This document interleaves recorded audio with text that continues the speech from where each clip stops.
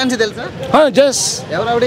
బొత్స సత్యనారాయణ గారు మిస్సెస్ మాకు ఎంపీ అనమాట, ఎంపీ అభ్యర్థి. ఆవిడకి ఎలా ఉండబోతుంది? ఆవిడకి కూడా ఇంకా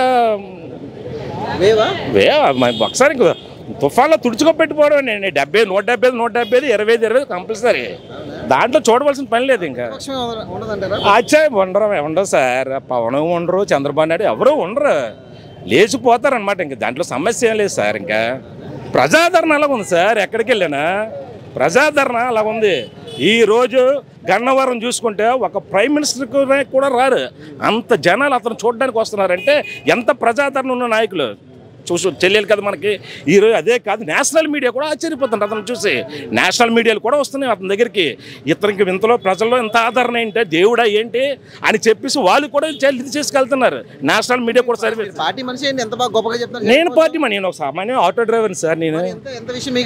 నేను నాకు ఉన్న నాలెడ్జ్ ప్రకారంగా నేను చూసుకుని పబ్లిక్ ప్రకారంగా అంతా దాన్ని చూసుకుంటారు కదా, మాట్లాడుకుంటుంటారు కదా. ఒక్కరికి మనం ఆటోలు కూర్చున్నా సరే ప్రతి ఒక్కరికి కూడా సర్వే చేస్తుంటాం. ఏమమ్మా పాలన ఉంది, పథకాలు బాగా వస్తున్నాయా ఏటమ్మా అది ఇదని కూడా మేము కూడా సర్వే చేస్తుంటాం.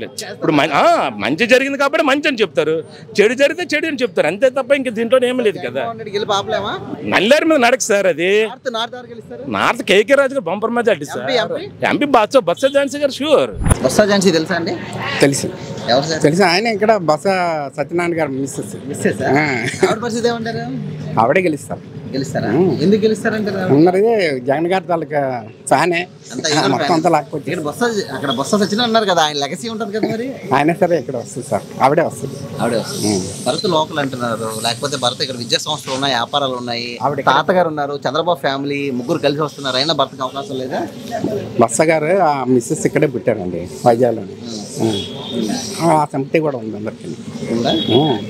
విశాఖ ఆడపడిచి అంటున్నారు. అదే ఆడపడిచి అవకాశం ఉందా? ఉంది. ఆవిడ కూడా గెలుస్తుంది. భర్తం కాదని ఆవిడకి ఎందుకు ఓటు వేయాలంటారు? ఈవిడ ఎంపీకి నిలబడుతుంది కదా సార్. భరత్ ఎంపీగా నించున్నారు టీడీపీ నుంచి. ఎవరు? భరత్ ఎంపీగా నిలబెట్టారు. కానీ ఇక్కడ ఈ ఏరియా మటుకు ప్రస్తుతం ఫ్యాన్ గాలి బాగా ఉంది, ఫ్యానే వస్తుంది సార్. ఎక్కడ? విశాఖపట్నం. గ్యారంటీ. పథకాలు ఇవ్వడం బట్టే వస్తుంది సార్. పథకాలు అందరికీ అందుతున్నాయి, అందుకు తప్పకుండా ఆయన వస్తారు. ఆయన ఎవరి నుంచి గ్యారంటీ.